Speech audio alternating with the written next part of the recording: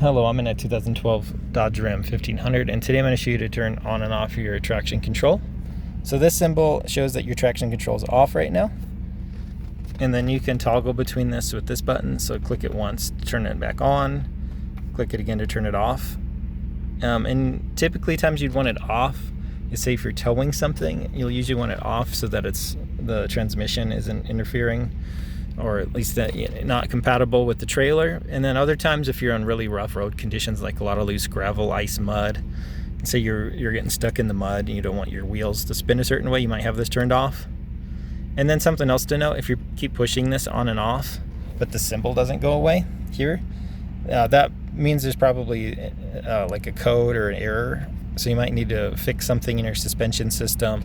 Maybe there's a sensor that's gone bad, something like that needs addressed, if this symbol just will not go away.